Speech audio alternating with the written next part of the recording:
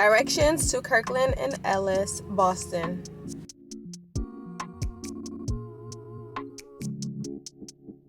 Hey future lawyers, so it's your girl Jamil and welcome back to Jamil's Journey to JD. Today I'm actually in Boston. I am at the NEBLSA Academic Retreat and I'm hoping that you guys will enjoy the vlog today.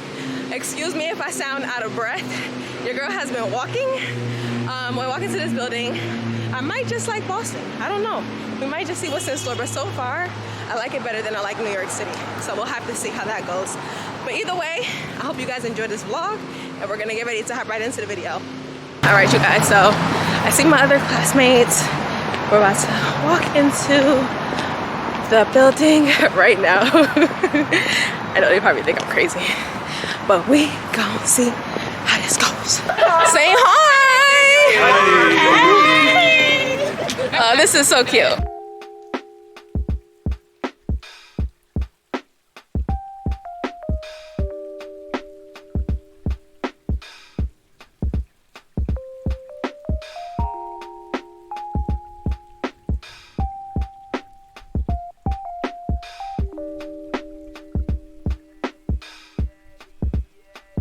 All right, you guys, so we have finished the first half of the breakout sessions. They had a number of speakers and panelists. It was really good so far. I have a lot of gems and a lot of notes that I've taken so far, but I'm going to kind of maybe do like a recap about what I've learned and how things are going. But I wanted to show you guys my classmate, Anna. Hi guys, how are you? So we had a really good time. How you doing? Yeah. How you enjoying yourself? I think I really enjoyed the session. I think I really enjoyed the honesty from the panel in the morning. Yeah. And then like when we talked about Black investment, I think a lot of the time we don't really know what that is. So like just having to talk about like investment and capitals, like I would just go and like have my paycheck and never know what to do with it. So just learning about ways I can multiply my paycheck as a Black attorney, building generational wealth. Exactly. So yeah, that's going to be actually really important. So this morning we had was it like 4 panelists talking about like breaking down the stigmas of law school. They had different different advice to give people based on like what year you were in school. Then they had a session about barbary and bar prep and MPREs and all that good stuff. And then the most recent session was about building Black wealth.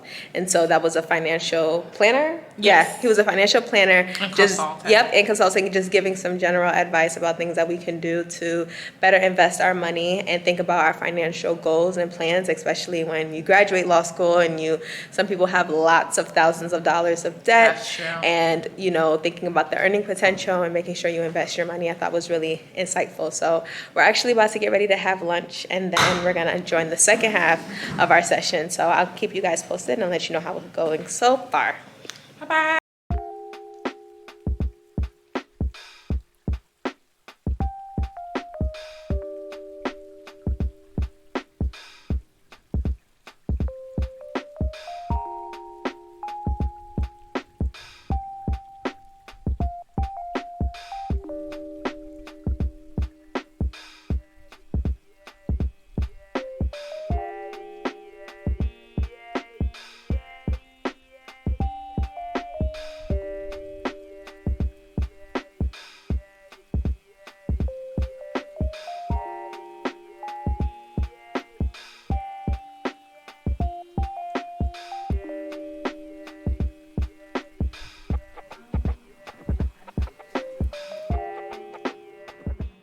Just wanted to update you on how the academic retreat has been. It's actually over right now, but we're just taking a little break before we have our alumni mixer, which starts in about 30 minutes. So I'm just going to try to make this update as quick as possible just to kind of let you know how it went and the key takeaways that I have and the gems that I want to share with you that was imparted on me so that you can have a little bit of this experience with you as well. So the event was actually from 9 a.m. to about 3:30, so it was literally all day.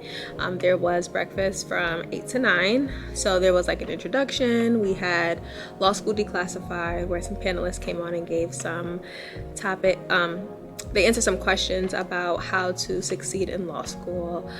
So talking about making yourself more marketable, especially when your grades are not the best. They talked about like leveraging a lot of the classes that you're taking to kind of expose you to some other skills in different areas of law that you might not have been interested or thought that you might have not been interested in at first.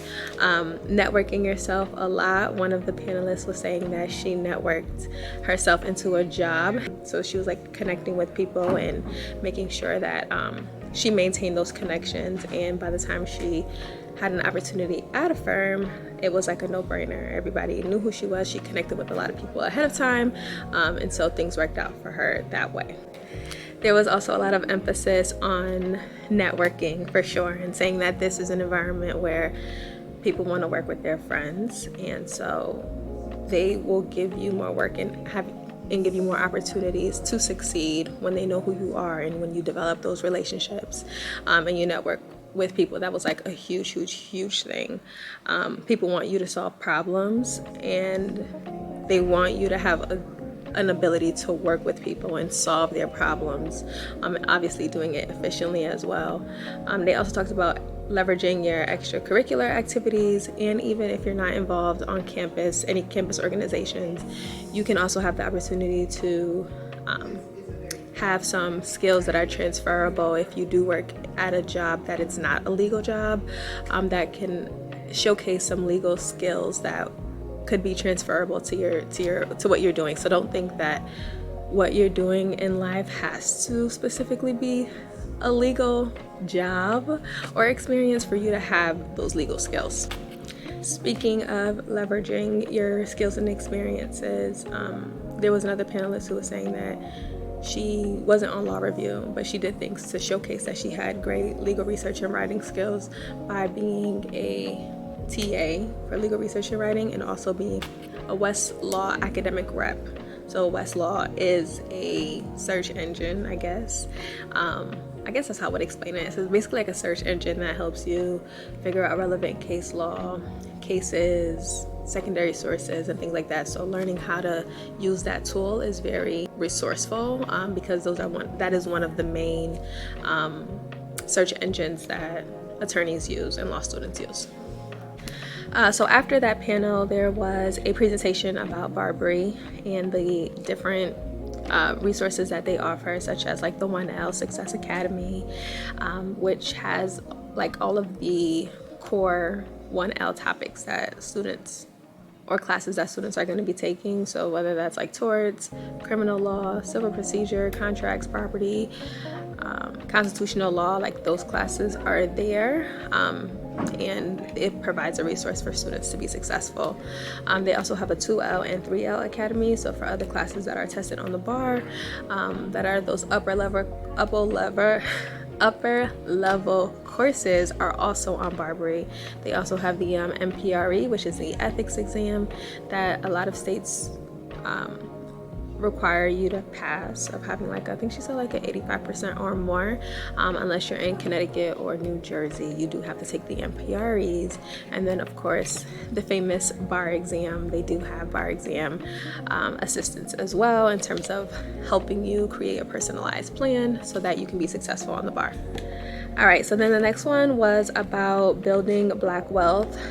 He dropped a lot of gems. He had a lot of great information just about the differences between like the different savings accounts that you can have. And, you know, he talked about like a high yield savings account, CD, Roth IRAs, stocks, bonds. So how are we gonna pay off these student loans and live a life and save for retirement? But those are like conversations that we need to have. But you know, the bigger piece, like, you know, I know a lot of, you know, new attorneys who get a new job working at a firm and they immediately want to go get the newest car, you know, and do a little flexing. But he's like, do not try to keep up with the Joneses, and do what you can with what you got and save that money and put it into your retirement account. So you still need to have a short-term financial goals, mid financial goals, and long-term financial goals. And I really like the way that he broke everything down and gave us tips and just knowledge about what different accounts we can use to achieve those financial goals. Okay, so then we had lunch, which I showed you guys what that looks like, and then they had a practice group panel. So it was actually 3 attorneys who work at Kirkland and Ellis who were giving us their insights about their role and what they do. I'm forgetting what their practice areas are. I know one of them is like a litigator, one works in like finance, I don't even remember. It's somewhere on this paper. But in terms of key takeaways, they talked about finding a community in your firm. Somebody was saying, you know, be open to your plans changing, because she started out working in the government agency. I think she said she was a public defender, and she ended up, you know, going into private practice, and now she's in corporate. So just kind of being flexible with yourself about what your journey looks like can also be really helpful for you. One of the speakers were saying that there's a difference between being a litigator and being a transactional attorney, and he wrote down a list about what those key differences look like. You know, oftentimes people are like, well, decide whether or not you want to do criminal or civil, but it wasn't until recently I learned that you should also think about whether or not you want to do litigation or transaction. And so he was saying with being a litigator, it's like you don't mind being adversarial all the time. You are literally in the thick of what your clients are going through and helping them solve those real world heavy problems that they're going through. And you're like a therapist, you're mostly like a therapist to them at that time as well. Whereas with transaction, he says that you're more organized, you like to see things more through, and you know, he likes litigation. He feels like it's very cutthroat, dry in determining whether or not there's a winner or there's a loser, whereas he's like with transaction, it's like, you know, it might not be as clear as to who won, but you get more of a insight about maybe better terms that you argued for your client that might be better in favor versus the other person. But he likes that hard cut line, like, I won, you lost. He has a very competitive spirit, and so that is what he felt like works best with him. Another thing is a lot of those panelists were emphasizing that there is really no cutoff in terms of a work-life balance. They're like, you're really going to be working all the time, but it's more like the work is integrated in your balance. Whereas like if you have a traditional like 9 to 5, you know, you clock out at 5 o'clock, you don't have anything else to do. When you are working in a firm or a firm like Kirkland Ellis, it's more of a fluid transition.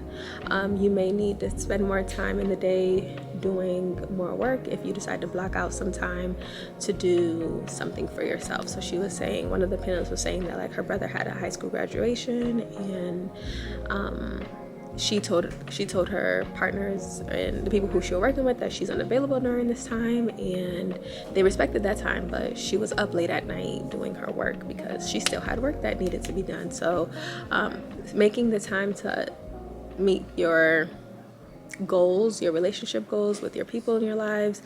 She also talked about like juggling. She said she likes to think about it like juggling different balls.